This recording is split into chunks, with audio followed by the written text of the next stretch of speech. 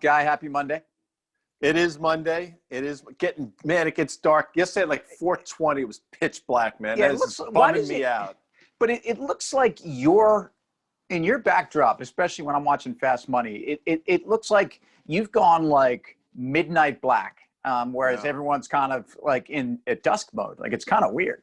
I don't know. I wish I could tell. Maybe, I will tell you because apparently the sun rises in the east, No which is kidding. directly behind me, No and kidding. sets in the west. So, no, I'm just saying. Yeah. So No, I think no, that's part of it. It's logistically where I'm set up. The irony is, by the way, you're throwing like another jazzy golf shirt at me today. You have like the full like arsenal of like your striped Like that. golf line. The problem is I have a T-shirt underneath, which is that's very problematic. Why It's do you do just- that? No, so you go T-shirt underneath like a polo shirt, that kind of thing. I needed to throw on. I had a T-shirt on. Do you this sweat a morning. lot? I needed Is to that throw. is you No, worried not perspiration? more than anybody else. Not more than let's say a Russell Westbrook. No, because or a Glenn Gondrzek or Gondo, Gonzo. Gonzo. Remember Gondo? Big sweater. Gondo, God rest his soul. By the way, he's no longer Yes. with us. Why do you remember that he sweats so much? University of Nevada, Las Vegas. I don't know, but it's just funny you say sweating because I saw a headline today that apparently James Harden, the prolific scorer, not a great shooter, don't at me, prolific scorer.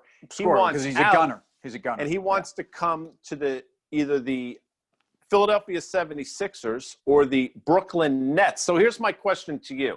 Yeah. Would a trade for a James Harden, and then he would be matched up with Kyrie Irving and Kyrie Irving, yep. Kyrie Irving, and then the guy whose name escapes me from Durant. Golden State, Durant, Durant, the guy who's the biggest diva in the NBA apparently. Well, keep going. So here you go. Would that be the top tick of the Nets? And I'm asking for a specific reason. So would they go on to greatness, or would that be it? It's a great point. And I think you're asking this because on a day when we now have brought another star-studded vaccine headline in the form of Moderna. So again, the dream team of drug companies who can dictate the terms of markets in these announcements, possibly presidential outcomes, but I won't go there. In the same way that the NBA seems to be able to be controlled by its players.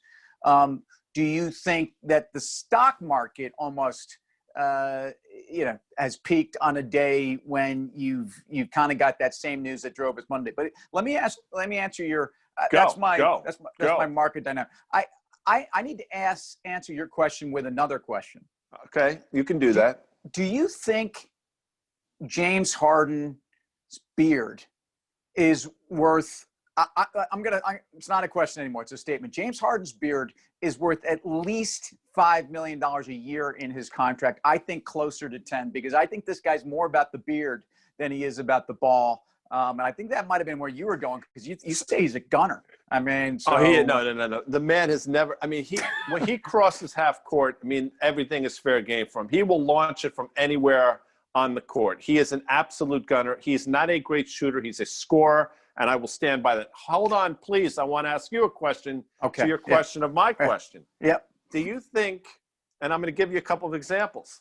Do you think he's clearly a gifted athlete, but do you think the beard that he sports somehow makes him appear less of an athlete, not unlike Darrelle Revis of Revis Island or, this, Ahmed Rosario of the New York Mets? Yeah, look, Rosario, I know why you're asking me about my Met shortstop who's got the ugliest beard I've ever seen.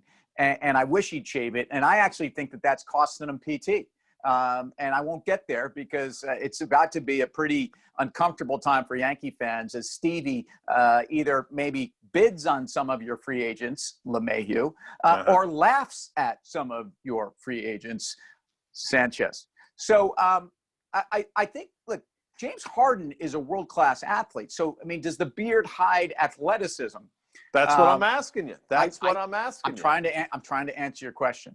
I think the beard makes him more intimidating, and the beard distracts people from the fact that he's got a pretty decent outside gun, even though he is a gunner. But I think the beard makes him As I said, I think the beard on this next contract will be worth at least $50 million bucks. That's a No $50 question. million piece of facial hair.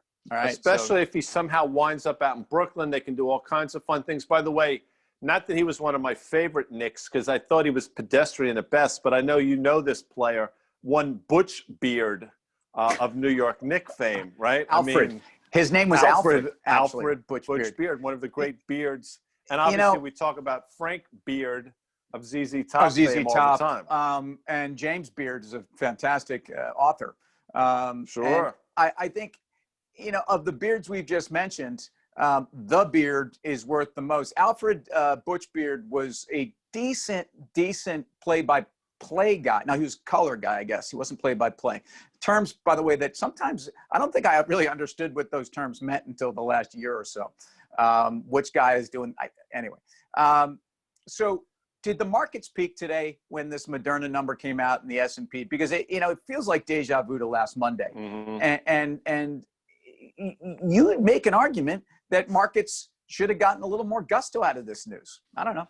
Yeah, it was a big listen. The announcement is huge. I think a lot of people clearly saw this coming because Moderna had this slow creep last week, but that's neither here nor there. What I would say, whether it's the broader market topping out, I don't know. It feels that way to me, but I'll tell you, Pfizer was a $38 stock prior to their announcement last Monday, traded north of 42, and last I looked, it was 37 and change. So wow, clearly that announcement didn't do a lot for Pfizer in terms of the stock. And one has to wonder if Moderna, which is going to trade probably 8 times normal volume today, we're going to top ticket on the day they make that announcement as well. That's the interesting thing. And I will tell you, this, all the companies that have come out with positive COVID-19 news, I mean, the stocks go into ascension, then a week later, they're lower than when they started. And that includes Gilead, by the way. So I think you have to take all this with a grain of salt in terms of those names. And in terms of the broader market, I think you're right. I think we should have seen a more vociferous rally, and maybe we're getting long in the tooth here. Well, we are. And as you bring that up, that all the misfortunes that have befallen drug companies after they've announced a headline reminds me of really the sad kind of curse of being on, oh boy. What's NFL, the name of the Madden? No. Sports Illustrated? No. What you talking about, Willis? Three's Company. No, that's not Three's Company. That's man. So the one with Lloyd Bridges, Gary Coleman, different strokes. Thank you. That was thank Tom, you from the by production the way, room, from the cheap seats. Thank God for that. So Different Strokes. Every single person in Different Strokes has had a horrendous kind of downfall here. An untimely demise, as Quint said on the good ship Orca, but that's for another time, by the way. So on the way out here, James Harden, overrated, biggest diva in the NBA. Markets have not topped here. And we've got a dynamic where I actually think that the next, call it headline, and whether it's Gilead or the next person who's probably due, market goes to all-time highs. Look at you. Get out of here. We'll talk on Tuesday. Bye.